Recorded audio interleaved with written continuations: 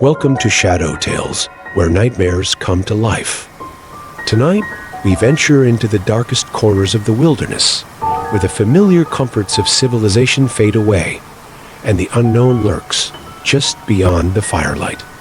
These are true camping horror stories, sent in by viewers like you, who dared to venture into the shadows and lived to tell the tale. Are you brave enough to listen? The whispering Panessera and her boyfriend, Mark, were avid campers, always seeking out the most secluded spots, far from the noise and light pollution of civilization.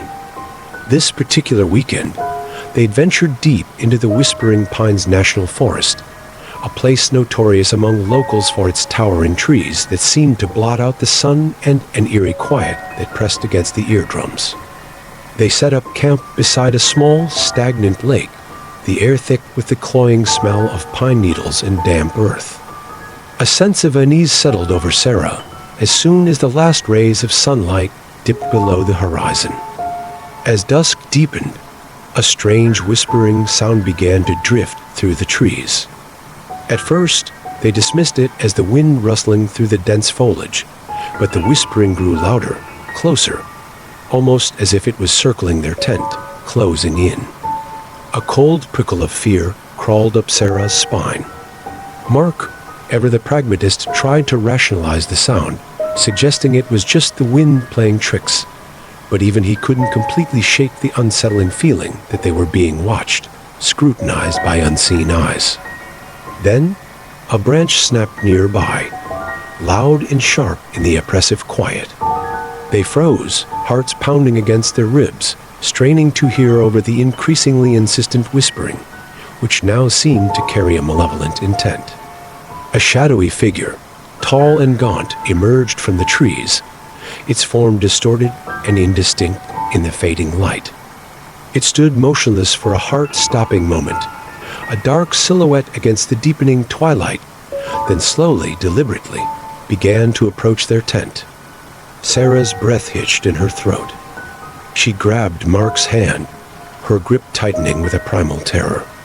They scrambled out of the tent, fumbling desperately for their flashlight. The beam of light cut through the darkness, momentarily dispelling the oppressive shadows, revealing nothing.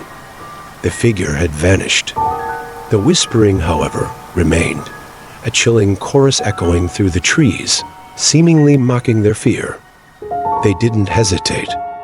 They packed up their gear in a frantic rush, throwing everything haphazardly into their car and speeding away, the unsettling whispers pursuing them even as they left the forest far behind.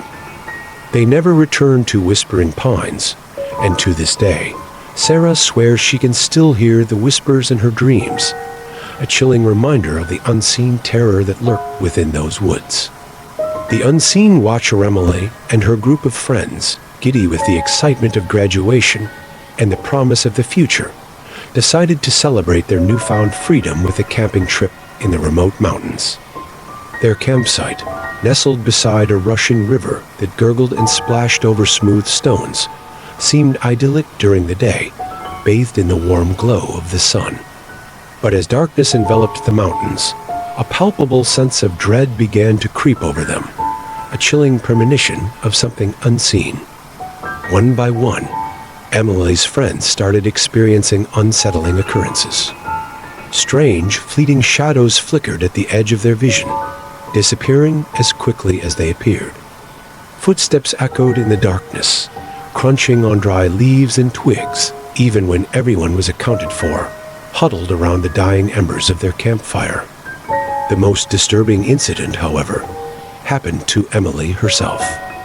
She woke in the dead of night, the air heavy with an oppressive silence, to the distinct, unnerving feeling of being watched.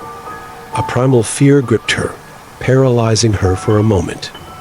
She slowly opened her eyes, her heart pounding against her ribs, and saw a pair of glowing red eyes staring back at her from just outside her tent, burning holes in the darkness. She screamed, a blood-curdling sound that ripped through the stillness of the night, alerting her friends. They stumbled out of their tents, fumbling for their flashlights, their faces etched with fear and confusion. But when the beams of light cut through the darkness, there was nothing there. The red eyes had vanished without a trace, leaving only the lingering echo of Emily's scream and the unsettling feeling that something malevolent was still lurking nearby. The rest of the night was a tortuous ordeal, filled with paranoia and escalating fear. Every rustle of leaves, every snap of a twig, every hoot of an owl in the distance sent shivers down their spines. By morning, they were exhausted and terrified, their initial excitement replaced by a desperate need to escape. They packed up their camp as quickly as possible, their hands shaking as they stuffed their gear into their backpacks. As they drove away, the rising sun casting long, eerie shadows across the mountainside, Emily glanced back at the campsite, a chilling feeling settling deep in her stomach. Standing among the trees, partially obscured by the morning mist, was a tall, shadowy figure with those same glowing red eyes, watching them leave, as if marking them for a future encounter. The abandoned cabin lost and disoriented in a dense, swirling fog that seemed to swallow sound and light. A group of hikers stumbled upon an old, dilapidated cabin deep in the woods. The cabin, shrouded in mist and shadows, seemed to emanate an aura of decay and despair. Seeking shelter from the encroaching darkness and the chilling dampness of the fog, they cautiously approached, their apprehension growing with every step. They pushed open the creaking door and entered. The cabin was eerily silent, the air thick with the cloying smell of dust, mildew, and decay. As they explored the dimly lit interior, their flashlights casting dancing shadows across the decaying walls, they discovered unsettling remnants of the cabin's previous occupants.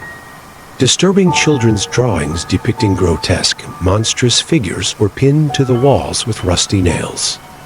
Faded photographs, their subjects' eyes scratched out, lay scattered on a dusty table. And in the corner, lying open on a decaying writing desk, was a diary filled with rambling, incoherent entries about an unseen presence in the woods, a malevolent entity that watched from the shadows. As night fell, completely engulfing the cabin in darkness, the hikers huddled around a small fire they had built in the fireplace, the unsettling atmosphere of the cabin weighing heavily on them, pressing down like a physical force. Suddenly, a loud, jarring banging echoed from the roof above. They jumped, startled by the unexpected noise, grabbing makeshift weapons, hiking poles, broken branches, their hearts pounding in their chests. The banging continued, growing more insistent, more frantic, accompanied by the sound of heavy footsteps on the roof, as if something large and menacing was pacing back and forth above them. Terrified, their faces pale in the flickering firelight, the hikers barricaded the door with a heavy wooden table and huddled together, listening in terror, waiting for whatever was outside to break in. The banging stopped abruptly, replaced by an eerie, unsettling silence that seemed to amplify their fear. Then, a low, guttural growl emanated from just outside the cabin walls, a sound that seemed to vibrate through the very foundations of the building. The hikers held their breath, their eyes wide with terror, listening as the growling grew louder, closer, as if the creature was circling the cabin, savoring their fear. Just as they thought the door was about to give way under the force of whatever lurked outside, the growling stopped. The rest of the night passed in agonizing silence, broken only by the occasional whimper of fear. The hikers remained huddled together, too terrified to move or speak, their eyes darting nervously towards the barricaded door. As dawn finally broke, painting the sky with pale streaks of light, they cautiously opened the door, their bodies tense with anticipation, expecting to find nothing. But there, etched deep into the wooden door, were 3 long, parallel claw marks, a chilling testament to the unseen horror that had lurked just outside, a silent warning of what might have been.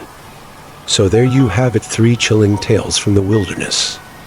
Remember these stories the next time you find yourself camping under the stars.